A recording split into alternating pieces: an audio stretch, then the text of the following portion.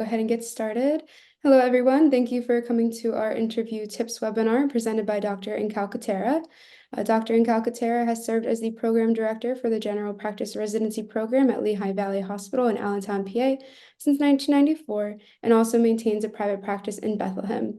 Dr. Incalcaterra is a member of the Pennsylvania Dental Association, the American Dental Association, 2nd District, and the Lehigh Valley Dental Society. He has served in many leadership positions throughout his membership, most recently as the president of the Pennsylvania Dental Association in 2019 to 2020. He is also a member of the International College of Dentists, Pierre Fauchard Dental Academy, and the American College of Dentists. He also served as a delegate to the American Dental Association. He has had a lot of experience with advanced training enrollees and is very knowledgeable in guiding dental students and new dentists.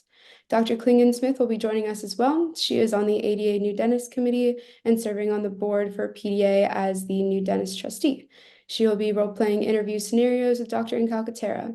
We are so pleased to have them sharing their knowledge with you tonight as we jump into tonight's presentation on interview tips. All set? Great. Well, thank you for having me here tonight again. Some of you may have been on our lecture that we had last week on contracts, and I welcome you back. But for those of you who haven't, this is still an important interview, a tips type of lecture, and I think you'll enjoy this. So just a couple of, okay, a little problem with my slide here. There we go. So some housekeeping, any questions, just put those into the chat box and we'll get to those at the end. We'll spend a little time making sure that we are able to answer any questions that you've had during the presentation.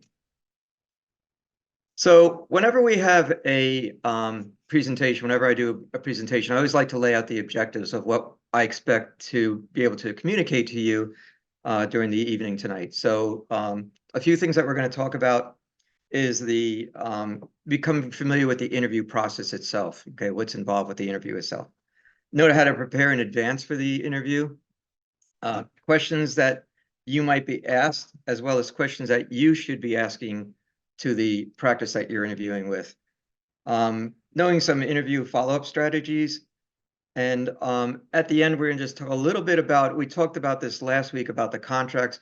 I'm just going to put a little summary in our last slides about some of the things that you should be you should be asking if you're offered a contract in the future. So I always start out with this. This is for many people, it's a very stressful, but also a very exciting time. And it's not only just for you as the interviewer, but as the practice that is hiring, potentially hiring somebody. That's an exciting and stressful time for them as well, as you can imagine. There's different methods in place by different practices on who will actually interview you. I've heard of going in for a pre-interview with a practice manager and not meeting the doctor, might be screening with the practice manager.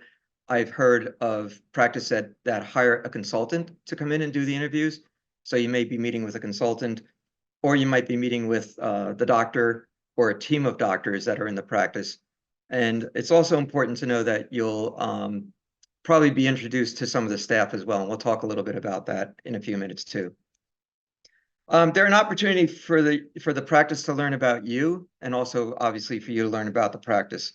And that's very important, that you both have the ability to walk away knowing as much information as you have. Ultimately, you are in control of your own destiny. Make sure that wherever you decide to go, it's where you want to go, not where you have to go, and you have that ability to make that decision. There should be a lot of practices out there looking for new dentists, and that gives you an opportunity to really look around and settle on somewhere that you really want to be. And the most important advice is just to relax, breathe, be yourself. It's obviously easy and normal to be nervous, but again, just try to relax. And you've interviewed for dental school. Some of you may have been interviewing for residency programs. So it's very similar to that. So just try to relax and do the best you can. One other thing I didn't mention that probably not as much now, but sometimes there'll actually be virtual interviews. I think that's probably gone by the wayside since COVID's probably settled down, but there also could be virtual interviews, particularly if you're going across country. That may be an opportunity for you to do a virtual interview for the practice. So as I mentioned, be open to a variety of opportunities and locations, because you ultimately are in charge of your own destiny, where you want to be. A note about rural practices, oftentimes in a rural practice, you'll find a higher salary because there's a sparse population of dental practices, and the practices oftentimes don't have to participate with a lot of dental insurance plans. They can charge their normal fee, and there's sometimes a higher salary. So if you're looking for a higher salary, you may sacrifice by traveling a little bit into a more rural area, but there's high rewards in those type of practices as well. Um, it's important that you get help preparing your resume. There's, obviously probably with AI now, I imagine you could even just have your resume generated for you, but make sure you have a human touch to it. I've heard different sides of the argument about whether to put a photo on your interview, on your CV, on your resume. I do think it's important to do that because if they have a number of people, it would sometimes be helpful for them to have a picture of you so they can refer back to you when they're doing their final selection. So I think it's important to do that. And then personal references. One of the things that you can do on your resume is put down personal references available upon request. If you do that, make sure that you've contacted those personal references that you they will be getting a call possibly from the practice that you're interviewing with. So if you go to an interview in Harrisburg and I'm on your resume as one of your personal references, you would want to call me up and say, hey, I just had this interview. I gave you as a personal reference, and they're going to be calling you in the next few days. So just make sure that you have that list. You can make that list available separate from your actual resume. So in other words, you have your resume, your CV, and then you have a separate list with the personal references that you've already contacted that you're going to use, and then let them know that they may be contacted. So that's kind of important as well. So it's important to do some research on the practices before you do your interview. It's important to find out, obviously, the location. Take a look at the practice's website. Look at online reviews, but I'm always a little bit cautious about the online reviews that have one or two really bad ones. Most of them are good, but there's always a sour apple somewhere out there. So you're gonna find that usually almost in any website review or practice review that you look at on social media. But look at the majority and what the positives are, and just balance that with the negatives. Now, if there's a lot of negatives, obviously that's a red flag. But if they're mostly positive and there's just a few outliers, take that with a grain of salt. You can check with the State Board of Dentistry if you want to see if there's any violations at the practice. That's pretty rare, but just if you want to be cautious, you can do that. And if you have the opportunities to speak to any local specialists about that particular practice. So if you are, say, from the Lehigh Valley, you could talk to some of the oral surgeons in town or some of the other specialists and ask if this practice refers to them and what they feel about the practice itself. And I think that that has to be a kind of a private conversation. You don't want that you're going to spread that information out, but that has to be a very confidential conversation that you would have with the specialist. And the most important thing, I think, is to be sure that your values align with those of the practice, as far as their professional approach, their patient mix, and their financial stability. And we'll talk a little bit about that shortly too. So as a dental student, this is a little difficult. If you get into a residency, this is a little bit easier to do, but creating a portfolio of some of the cases you've done. And again, I don't know the mix of students that we have with us now, but if you're, if you're a senior, this might be a little too late, but if you're a junior, you can work on this, or lower classes, you can work on this in the future on taking some photographs pre and post of some of the cases that you worked on. Could even be as simple as a denture, something like that. And develop a little portfolio of some of the cases you're doing, whether it's implants or anything kind of special like that. If you can develop a list of your statistics, and in a residency, it's a little different because you're working with a dental assistant for the most part, so you're going to be quicker. You're going to, have a lot more procedures done in that, few months that you're there before you start interviewing. So it's a little easier as a resident to do that. But again, even in dental school, I think you'd probably get a list of all the procedures that you do. And it's going to be understandable. If you're coming right out of dental school, you're not going to have the huge experience that is expected of somebody that's in practice more. So if they're interviewing you, that they're going to know that you don't have as much experience, but you could still talk about how many procedures you've done. And we're going to talk a little bit about the goals that you have. So if there are any specialties that you really love, if you love doing endo, if you love doing surgery, if you love working on kids, highlight that information, either in your portfolio or when you have an interview, and talk about what your goals are for your future. So those are some of the things that are important in creating a portfolio. I'm going to talk about the face-to-face interview, and this first part is very important, that you make a good impression on everyone that you encounter in the office. Now, I'll tell you a little story. When I was program director many years ago, there was a new director of education that the hospital itself, Lehigh Valley Health Network, was going to hire, and I was in on the interview process. So what I found out is that a lot of people will come up to the front desk. They're going to be interviewed up in the what we call the C-suite, the management suite. Okay. So they come down to the front desk, and they're really not nice to the person at the front desk. And then they get shown up to the management suite, and they're really not nice to the secretary.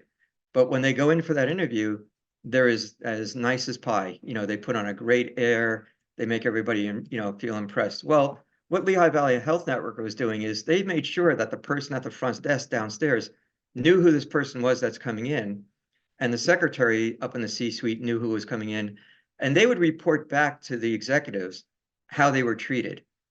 So, you think you walk in and you have this lowly person at the front desk that you can kind of bully. Well, that word would get back up to the management, and that would be a big factor in whether they were going to hire that person or not. And usually it was a negative factor.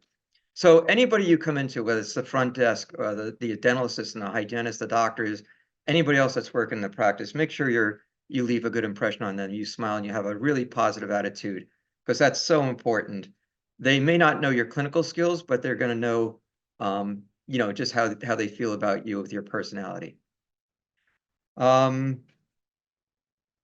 be pleasant, smile, show interest, and then find out what the practice's situation is, and be kind of sympathetic to that. We're going to talk a little bit about that again, but if you find out that they're really interested in expanding their practice, or they're looking because one of the other dentists is leaving, make sure you find that information out and emphasize that with them at the end of the interview.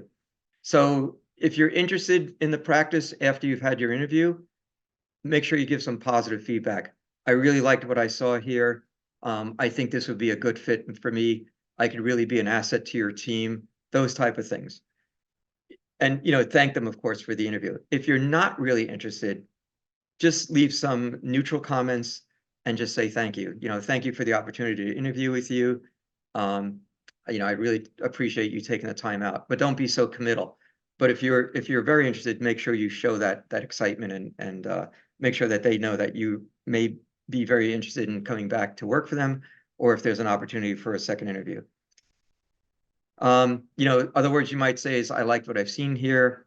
Your practice philosophies line up exactly with mine. Those type of things that are positive feedback on them. And again, you may be asked back for a second interview. Again, depending on who you met the first time, it might then be with the dentist that owned the practice, or somebody else that's at a different level. So just know that leaving a good positive word back at the end of the interview is important for them. So I'm going to, Dr. Klingensmith was introduced to you in the beginning of the presentation, and she was a resident of Lehigh Valley Health Network. You can see she graduated from Pitt from 16, so spent 16, 17 at Lehigh Valley where I was the program director. So we're going to do like a little bit of a mock interview here, so you kind of see how this can go, good or bad. You be the judge. We'll kind of criticize ourselves at the end as well. And we're going to act as if Dr. Klingensmith is just getting to the end of her residency. It is March right now, so that the current residents will be done in about 3 months. So this is the time they're probably starting to interview for new positions. So Dr. Klingensmith, welcome. Nice to have you here. Thank you so much for having me. Yeah, pleasure. Can you tell me a little bit about yourself before we start? So I just am finishing up my residency at Lehigh Valley Hospital, and I've had a great year. And I'm really interested in kind of becoming part of this practice and learning more. Great, excellent. So I want to ask you a few things about, just about dentistry itself. Like what are the most important, most enjoyable procedures for you? Which ones do you like doing the most? I'd say the most enjoyable procedures for me is just kind of the standard fillings and crowns. I really enjoy that practice. I also enjoy pediatric dentistry. I've learned a lot in my residency about it. And then I also really enjoy surgery as well. Okay, good, excellent. What type of procedures do you really struggle with? What's the most challenging for you? I would say that endo is something that I am still honing my skills on. I've gotten a lot of practice in residency, but I truly believe in the 10,000 hour rule, and I believe that I still need more time to learn more complex endo.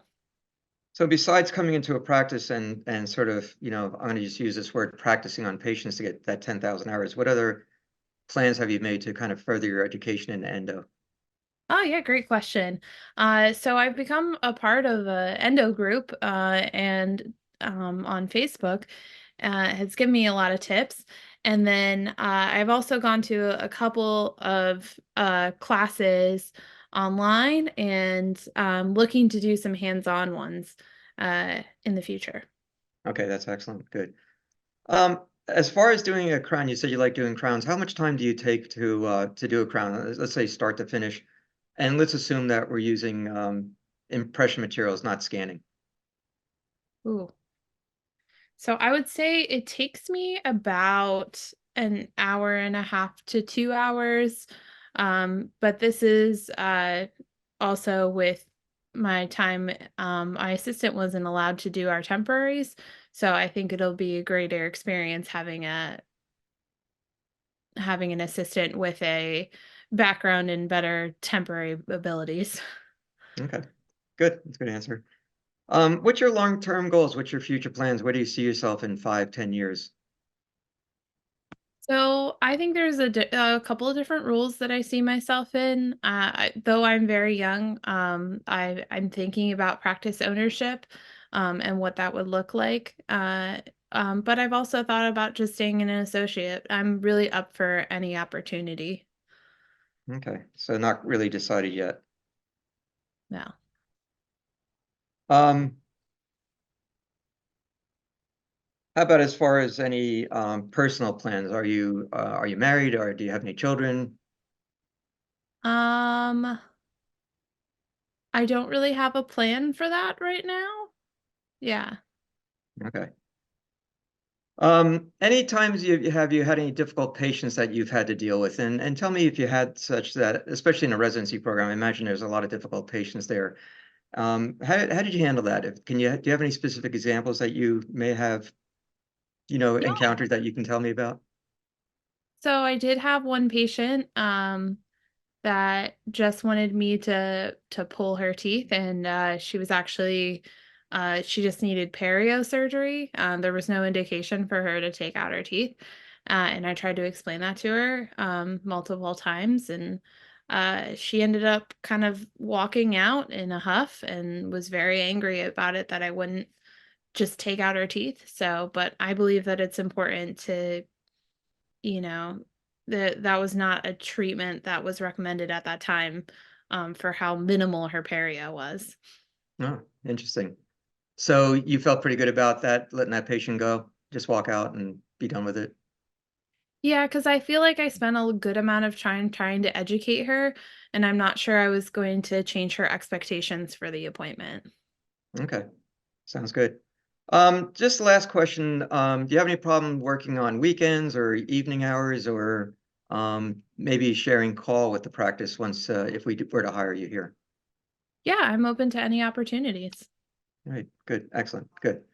All right, so we're done with the role playing, but I just wanted to kind of point out one of the questions that I asked that is a little bit of a red flag, folks, is that I asked about her personal life. Okay. and she answered it very well because she didn't really answer it. Okay. By law, we're not allowed to ask, marital status, religion, sexual, the way you lean sexually, all these different types of personal questions are not allowed to be asked in an interview. You could give that up, you could share that information if you want to, but that's a real red flag if you get those questions, because that could kind of skew how they look at you. If you said to me, oh yeah, I want to get married and I want to have a couple of kids. Now I'm thinking as a practice owner, oh, she's not going to be here, she's going to be out, time off, and how am I going to manage that? So that's why we're not allowed to ask those type of questions, because it could be discriminatory against the person that we're interviewing. So if you get those type of questions and you're not comfortable answering it, you could answer like Dr. Klingensmith did. You could say, those are parts of my personal life that I'm not comfortable sharing at this time. And, and I'm not saying that you should never share that, but until you become part of the practice, it's a good idea to, make sure that your rights, and, that you don't have to answer those particular type of questions, but find a gentle way to kind of sidestep those questions. The question about long-term goals is kind of a cagey way for me to find out, again, what, she's thinking. If she said to me, oh, my husband's in residency program, so next year we're going to find out where he's going to match. Okay, that's another thing I wouldn't want you to kind of say, because that could, again, raise a little bit of a red flag. So, those are the things, just be careful about watching for any of those type of questions. Kayla, anything that you thought of during Yeah. this interview? I think so for me, like just a personality trait of myself that I know is like I don't want to create too much conflict. So that's, though that interview question is just not appropriate at all. Have I been slightly asked it? Yes. Um, like for me, I just kind of that's how I feel comfortable. I don't think you have to hit it head on. I also think that there is multiple dentists out there who don't know that they're not allowed to ask that question. They should, but they just don't know, because this might be the second interview they've ever done in the last 40 years. The other thing that I will say is I was very clear on long-term goals with one of my last positions. I remember being asked that in my interview, and I said very clearly, I don't know if I want to stay here and be an associate for the rest of my life, or if I want to own. And they were still incredibly shocked when I left because I wanted to own. So I think it's one of those things that always be prepared that even if you're saying this might only be a short-term relationship, I still think that they're going to be disappointed when you leave.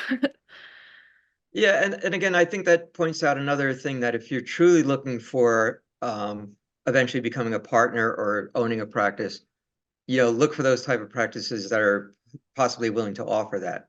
Yeah. Now, I say possibly, I can tell you, this is a Deb Campbell story, Kayla, you probably know about this, but Dr. Campbell, our department chair, was with another dentist for years and years and years. And he always said, oh yeah, one day I'm going to sell, one day I'm going to sell. And she asked him about it, and he said, oh yeah, we'll talk about that, and put her off for a few months, and then sort of dropped it. And then like a year later, she asked again. And finally, she got to the point where she said to this guy, obviously you're not going to sell. We've been talking about this for years and years, and you're not making this move. I'm leaving. And that's what she did. She broke out on her own and started her own practice, which was a really bold move. It was a great thing. But, so just like I said, if you're really looking to buy into or buy out a practice and they're not committed to that, as Dr. Klingensmith did, you can say that, well, I'm not sure, I'm looking for a practice to purchase, but if this is a practice that you're happy with for a while until you find that other practice that you want to buy, then sure enough, go ahead and just do that, accept that practice. So, all right, so great stuff there. I don't think there was anything else. Oh, one question I didn't really ask, and I kind of said, just tell me about yourself, but there's sometimes you might be asked a questions about your particular personality. And some of the things I wrote down, you're going to see these questions come up again in a few seconds, but, are you fun? Are you serious? Are you flexible? Are you straightforward? Are you relaxed? Do you like learning new things? Are you a nerd? You know, are you dedicated? Those are some of the things, and you can be honest about that. Yeah, I'm a nerd. You know, I love to go home and game all night, you know, and stuff like that. So whatever. But just be honest about, but think about some of your own personality traits that if you're asked that, you could, you know, maybe write them down now so that you're ready when that question comes up. All right. I Good, did very have good. Thanks. I think one of the best interview questions I was asked was if I was to ask your best friends who you are, what would they say? Yeah. Yeah. And that was a really good question to have an I, answer for. I think we used to ask that when we interviewed residents. Yeah. We'd say like, what's your the person sitting next to you in your dental school class say about you? So yeah, so good. All right, so again, I'm going to go over these questions that we pretty much asked, but not all of them. So some of the questions that you may be asked, and uh, you know, just I'll give you a little overview of this. So what can you bring to the practice? You know, for example, what skills do you have? How can you help grow the practice? Those are some of the things that you can bring to the practice. We talked about what procedures you enjoy the most, which are challenging for you. Dr. Klingsmith did a good answer on that. Asking about time in a single crown, molar endo, those might be asked. The single crown, I do a lot of my own, I still make my own temporary crowns. I just love doing that.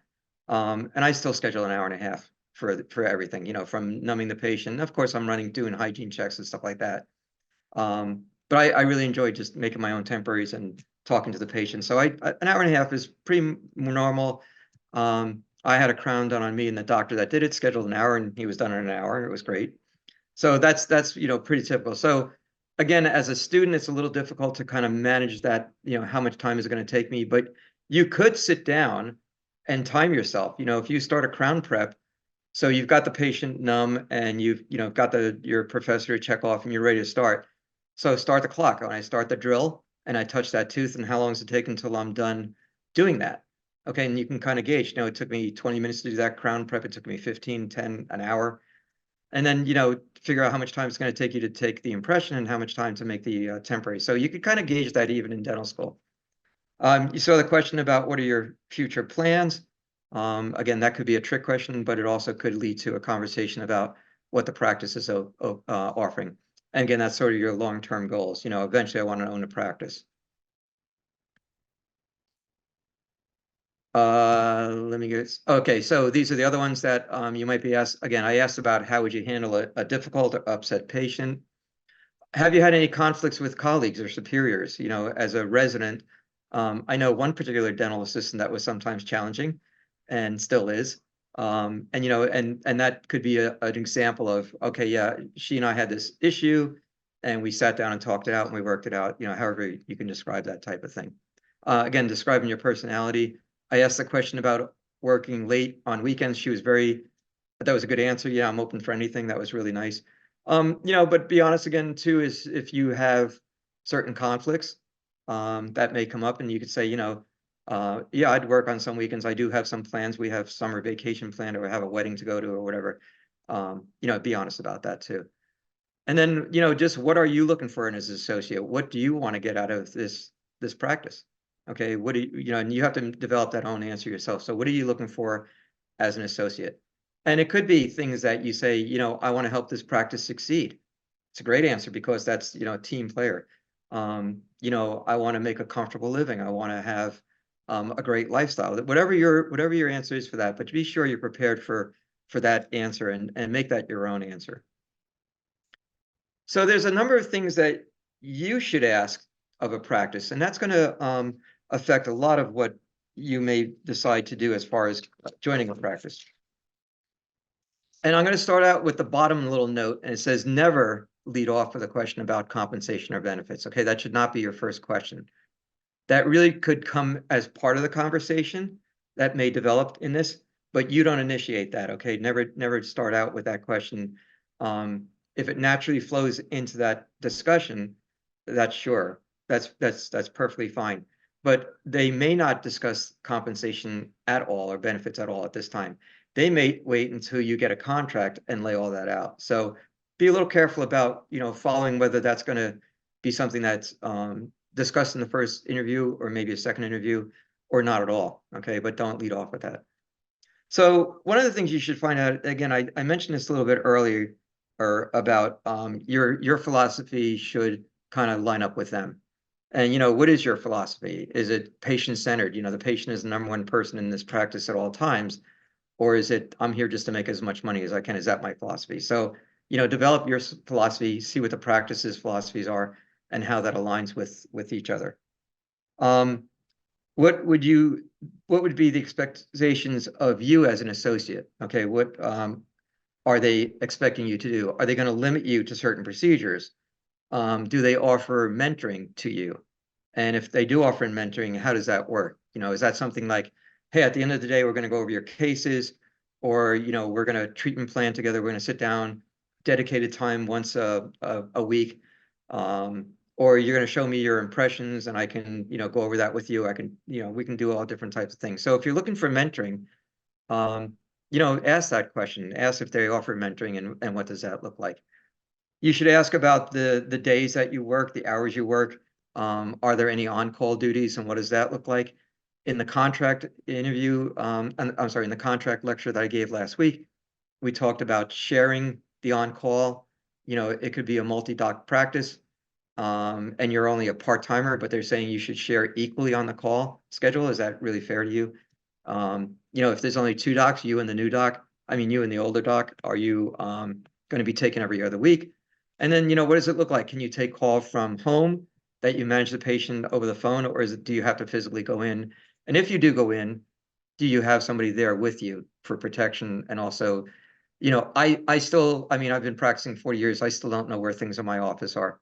So when I get a call over the weekend, if I do, I call my dental assistant and I can say to her, okay, can you come in?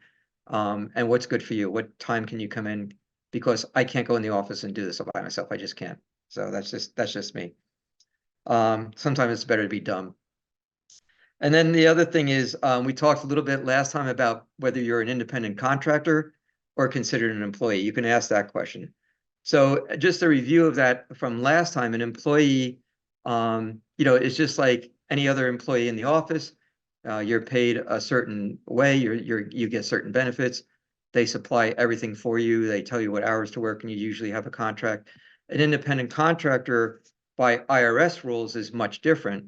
But the big difference is going to be how you have to pay taxes. And I touched on this last time a little bit. I just want to clarify because I'm not sure if I made it really clear, but as an employee, the employer takes half of your Social Security out of your pay and sends that to the government and then matches that. Okay, so it's about 7.65%. So when you get a check, 7.65% of your gross pay is going to be taken out. The employer is going to hold on to that, send that to the government as payment, and also match it. So that whole total is going to be about 15.3%. As an independent contractor, you're responsible for paying that 15.3% yourself. Okay, and that's why as an independent contractor, if you get paid, say, 35% of collections, well, it's really like 28 or 27.5% collections because you're losing 7.5% that you have to pay taxes. So I wasn't sure if I made that clear last time. And if you have any questions about that, feel free. Other questions that you should ask, what are they looking for? What do they hope an associate will bring to the practice? Are they looking for you to grow the practice? Are they looking for you to, be their social network ambassador? What are they looking for out of you? Describe your patient base. Do you have a lot of kids? Dr. Klingsmith said she loves doing kids. That'd be great for me because I hate kids. I loved it when I was a younger dentist, but I don't want to work with kids now. So I would love to have somebody that's coming in with that, loves working on kids.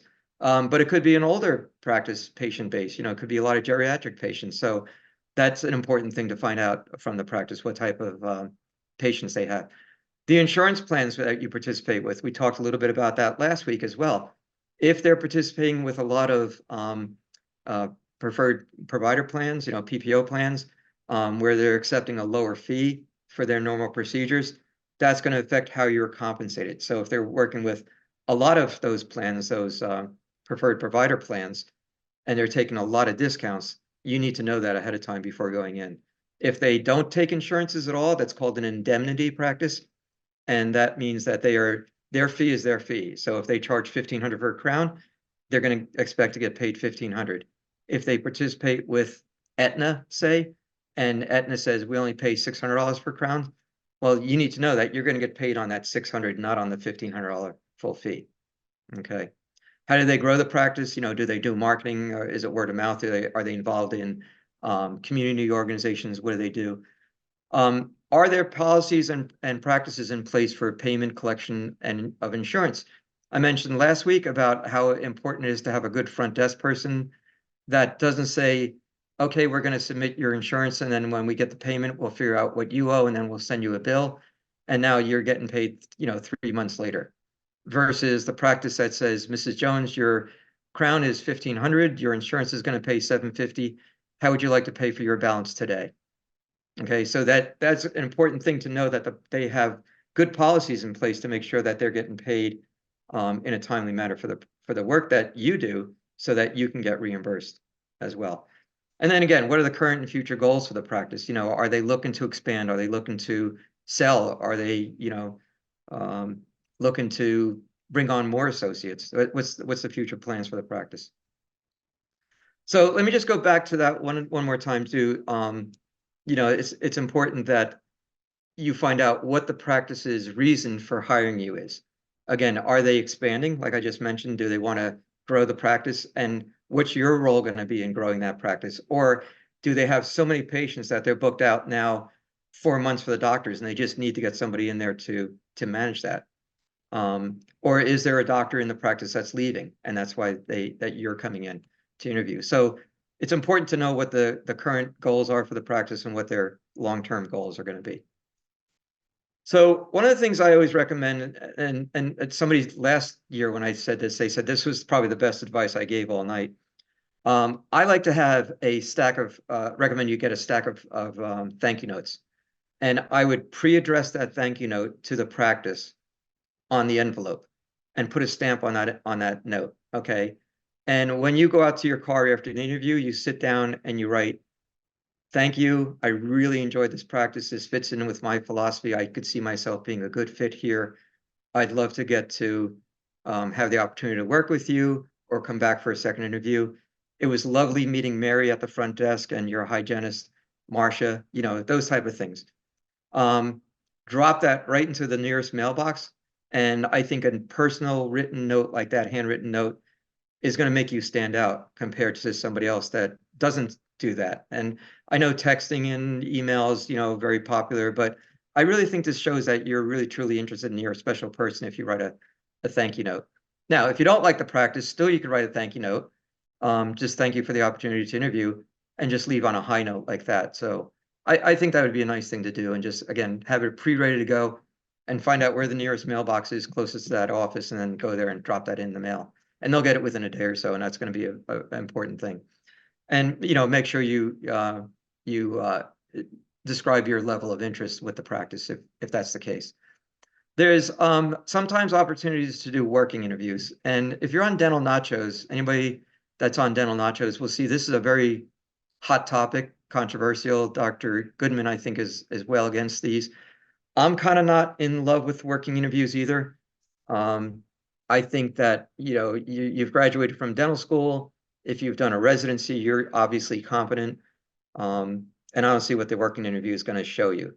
If they had the idea of what your personality is like from their in-person interview with you, I think that should be enough. But there are times when a practice may want to do a working interview to see how you're going to interact with patients, how you're going to interact with staff. And I can see that too. But there's a number of things you have to watch out for. Do you have liability insurance for that working interview, or are they going to cover you? So if I did a working interview and I don't have liability insurance and the practice gets sued, I'm going to be on the hook for whatever procedure I did. So make sure that there is liability insurance, whether the practice is going to provide that for you or you have your own. You should be compensated for a working interview. This is not something that, you go in and do a bunch of restorations on a patient and you're working for free. Nobody works for free. So I would make sure that you have in writing that there's going to be liability insurance provided, whether by you or by them, that you're going to be compensated. It could be, if it's 4 hours, you could do $100 an hour just for a working interview, whatever you want, just something that gives you compensation for your time and effort for being there. Again, it should be insurance. It should be in writing. Insurance is a big issue because as a non-credentialed practitioner, you should not be working on a patient that has insurance. So if they have Aetna PPO and you personally are not credentialed, the practice may be credentialed, but every doctor, every practitioner has to be credentialed with that insurance company. So when you're doing a interview, if you do a working interview, it should be on a non-insured patient because you would be in violation of the insurance company's rules. And so with the practice, if you're working on a patient that is not that is with an insurance plan and you're not credentialed for them. So Kayla, does that kind of make sense too? Yeah, I agree. I think this is a very gray area and it's becoming more and more popular to do. I also just don't think it gives you good information, both on your side or their side either. Yeah. Also, I will just make a quick tip that I try to tell everybody on their first day if they're not seeing patients, um, watch your boss do a crown, because they have that burr block figured out, and then just if you're comfortable doing it that way, just do it their way, because it'll make your life a whole heck of a lot easier. So that's my one tip. I was watched like a hawk my first 3 months because they had an associate that didn't do well. So they watched every single move I made. So I tried to be very, very good, which I was because I did a residency. So Good tip. Good. Thank you. All right. I think that's pretty much coming toward the end of my interview lecture. And I see there's some questions in the chat a lot. So this would have been the next lecture, but for those of you who missed it, these are some of the things that you need to look into if you're offered a contract. Okay, so the length of the contract, does it renew automatically? Does it renew every year? How are you compensated again? Is that a percentage of collections, a percent of production? Are you considered an independent contractor, which again is not that great? Hours and location, if they have multiple offices, are you going to be working multiple offices? The on-call and emergency type of situation. Again, are you an employee? Do they have benefits? And is there a manual that describes those benefits? And is there a restrictive covenant? And how does that work? You may have remembered last time that we like a phased in restrictive covenant so that you don't work there 2 weeks, find out this practice is horrible, and now you're stuck working. You can't work within 10 miles for the next 5 years. And that'd be horrible for only working there for a short term. So what kind of equipment supplies do they have? Are you going to be given any administrative responsibilities? How are new patients allocated? Are you compensated for hygiene exams? Do they need to hire new staff to help you out? Is there a buy-in or a buyout option? And then how is that practice transition determined? So those are some of the things that you might be offered when you get a contract that you may want to look at. So I'm going to hand this back over to Amanda to talk over the last few slides, and then we'll go to the questions. All right. Well, thank you, Dr. Incalcaterra and Dr. Klingensmith, for your wonderful presentation. If anybody is looking for a mentor, we do have a mentorship program through Pennsylvania Dental Association. You can go to padental.org/connections, and we will hand match you with a mentor based on practice type, practice location, and specialty. So go ahead and sign up for that if you are interested. And then we do have 2 webinars coming up. The first one is on CV success. Karen Stivelman will be going over how to improve your cover letters and resumes so you feel confident applying for your first position. And she will also be presenting interview do's and don'ts, so you can make yourself shine and know what to avoid. So I'll just give it a minute here. You guys can scan the QR codes and sign up for them. Amanda, I don't have my phone nearby, so would you mind inviting me to be a silent observer of some of these? Yes, I'll send you the invitation. No, I think it's good that you're seeing another interview, do's and don'ts. I think that's good. It'd be interesting to see if we talked about the same thing. And the CV, I'd like to find out if she feels like putting a photo on there is a good idea or not. That's something I've been kind of, thinking is a good idea, but it may not be. So it'd be interesting to see what she has to say. Perfect.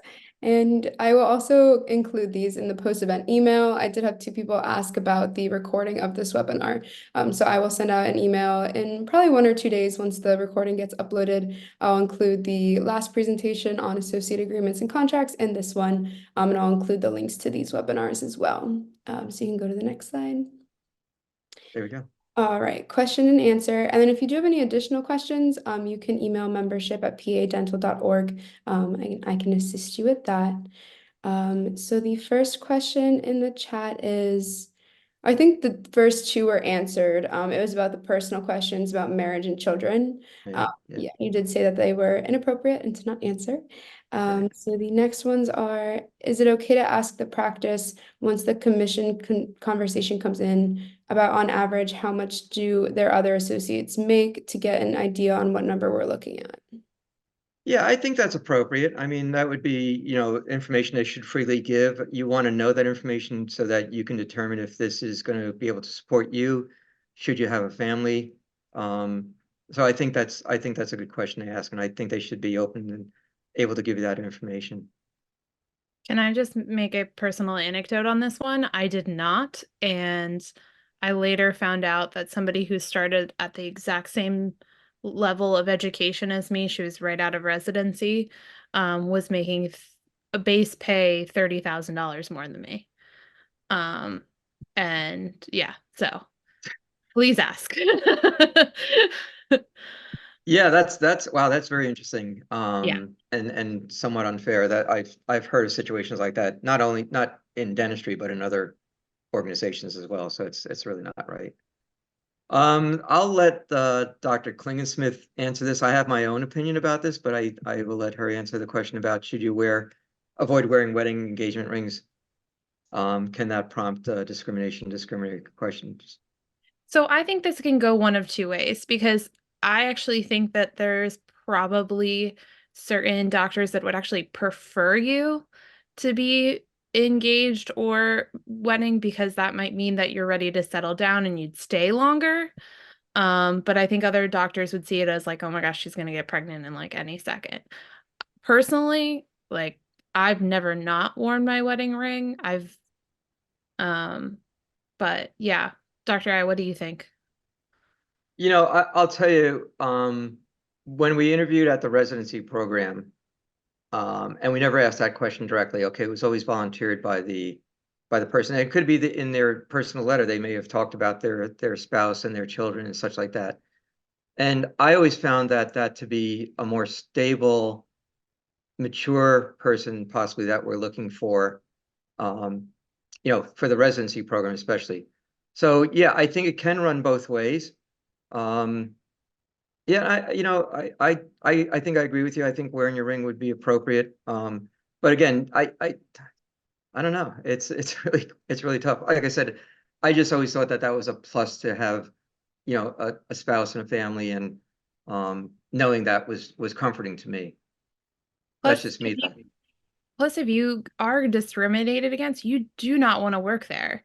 Yeah. Because you're just going to run into situations all the time. And if it seems like they keep asking you questions, as a woman about it, then that's a red flag. Don't go any further because they're going to always they're waiting for you to get pregnant. Which is not what it should be. They should be very excited for when you get pregnant and have that ability to deal with that. Yeah. Lab fees. So I don't know too much about the milling. Do you have milling at all, Kayla, in your practice? No, I don't.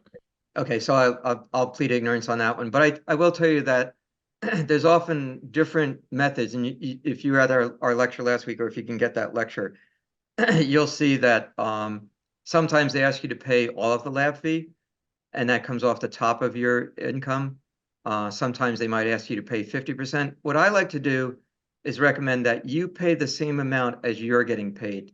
So Yep. if they say you're getting paid 30% of collections, then you should only have to pay 30% of the lab fee, because that means the practice is assuming 70%, and that's why they're paying you 30%. They have a 70% overhead maybe, so they're going to pay you 30%. So they should share that equally with with the lab fees. I don't know about in-practice milling, in-house milling, because there are fees associated with that.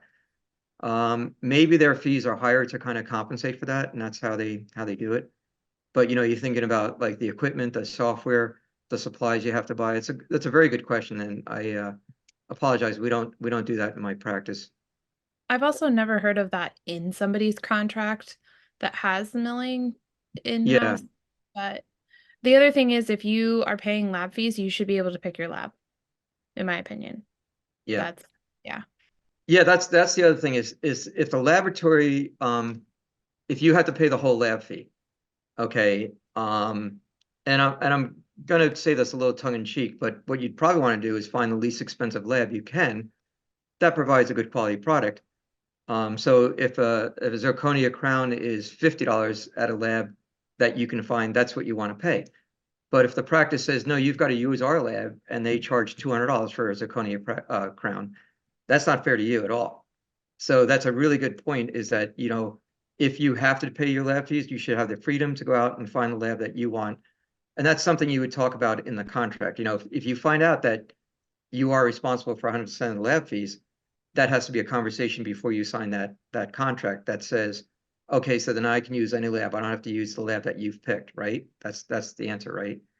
But again, I think the more fair way is that it's a shared cost and that you would use the lab that they're using, just because that they're very comfortable with it and they probably have good service from that lab. So negotiating a non-compete while being respectful, I think that may be one of the last questions. So as I mentioned, oftentimes you'll sign a non-compete and they kind of expect that it's going to come in immediately. So day one, you've signed a non-compete. Let's say it's 5 miles in a city and it's 2 years, okay? And you're in Philadelphia. 5 miles is a big area, okay? That takes you out of a lot of competition from working within the city. So the fair way to say it is like, how about we do a trial period, maybe a 90-day trial period. You get to evaluate me for 90 days. And if you're not happy with me for any reason, we'll certainly, terminate this relationship. Um, but if you're happy with me, I stay on. And at the same time, we do a phased in non-compete. So for the first 90 days, if I leave the practice, the non-compete is not in force. And this way, I don't think you should be worried about me taking your patients after being there only 3 months. My own personal thing, you wouldn't say this to a doctor, but is if you're that afraid that I'm going to be here for 3 months and walk next door and take your patients with me, you've got a problem with your practice. Okay, that's a problem that they have. But don't say that to the practitioner. So just say, I think it would be fair that you have an opportunity to evaluate me, and I have an opportunity to evaluate the practice. If it doesn't work out, the non-compete wouldn't kick in. But after the 90 days, sure, that would be a great way. We'd certainly agree to a non-compete that's acceptable to both of you. It doesn't have to be 90 days. It could be 30 days, 60 days, whatever you want. But I think that's a good way to approach it. Just saying to them that, if for some reason things don't work out, we'd like to negotiate that the restrictive covenant does not kick in. The other question that's a little bit difficult to have is termination. And so I will tell you, I gave a resident advice about, they went into the interview and were asking what happens when the practice terminates me or I terminate the contract. Well, that didn't sit too well with the docs that they were talking to because you said, we haven't even hired you yet, and you're talking about how to get out of the contract, So you want to be a little careful about that. That again could be negotiated after you get the contract. Okay, don't talk about termination during your interview. Talk about that after you get a contract. Okay, if the contract isn't to your liking, you can negotiate the termination clause. And what I meant by that is that you may have seen last week, there were some that said, once you leave, you're not paid anymore. So you get a crown going, and you leave the practice and they get paid for the crown after you leave, you don't get that pay. That's really unfair to you. There are other practices that are saying that you have up to a year to take a look at our financial information and, then you'll get paid for that. So that's more fair. Yeah. I would say, especially if you're based on collections, you really need to make sure that that is specified in your contract because Yeah. I got into a pickle the last associate chip I left, and it was not spelled out, and they just didn't give me the money. Yeah. Yeah, And I mean, that's stealing. Yeah. Yeah. So, and just to kind of follow up on that, a better way to be paid, and we talked about this last time, was even if you took a little lower percentage, but get paid on production, net production. So net production, again, if your crown fee is $1,500, but the insurance, agreement that you have says they only pay 1,000, then you're only going to get paid on that 1,000. You're not going to get paid on the 1,500. But so that's net production, what your production is minus any discounts that would be offered through the insurance companies or other ways. The nice thing about that is you know how much you've made at the end of each day. Whereas collections, again, that's got to go out to the insurance company. And how long does it take for the insurance company to pay you? And if the practice is not good about collecting the money up front from the patient, the co-pays and deductibles, how long is it going to get paid till you get paid by them? And how do you manage those records? How do you know when Mrs. Jones paid her, unless the practice is very honest, or you look every day at their income and say, oh yeah, Mrs. Jones paid me. By the way, you didn't pay me for that. So net production is a lot easier to get paid on versus collections. So, all right, were there any others, or that's it, Amanda? Oh, there's another one. Oh, is there? Okay, I'm not seeing it. How would you describe adjusted production? Yeah, so I think that's net production. So adjusted production, again, let's say crowns are normally $1,500. A patient that comes in and pays in full, or the practice doesn't accept insurance, you're going to get paid that $1,500 for the crown that you do.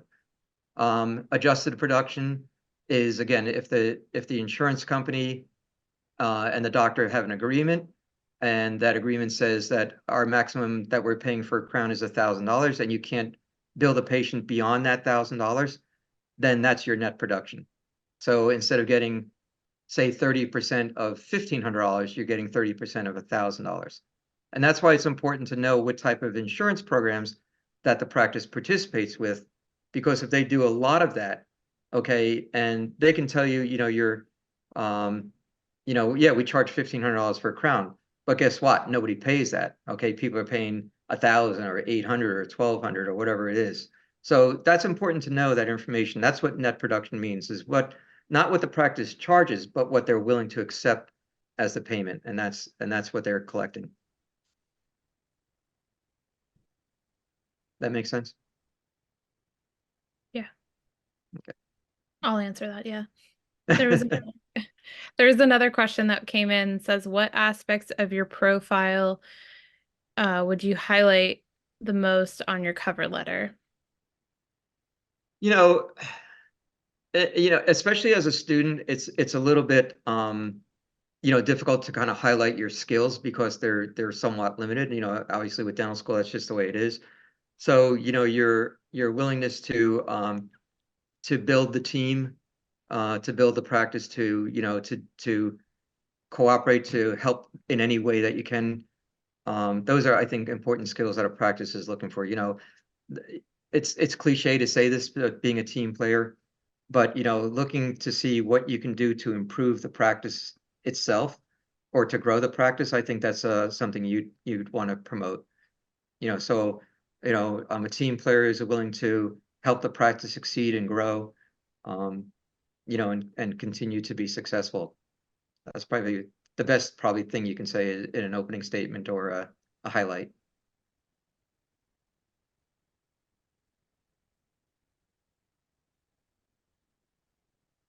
I think that's all of them. Well, good. A lot of great questions. Yeah, thank you. Really good questions. And thank you for being here tonight. Thank you for taking the time to spend. You're probably in the middle of studies and things like that, so appreciate you being here. Hopefully, some of you will be at the Pennsylvania Dental Meeting up in Mount Pocono in a couple weeks. So we hope to see you there. And best wishes. If you have any questions for tonight's lecture, again, send it to the membership at padental.org. And if they can't answer, I'll be happy to answer anything that came through. All right. Yes, thank you everyone for attending, and thank you Dr. Incalcaterra and Dr. Klingensmith again for presenting for us, and I hope everyone has a great night, and I hope to see you at our next webinars. All right, good night now. Night.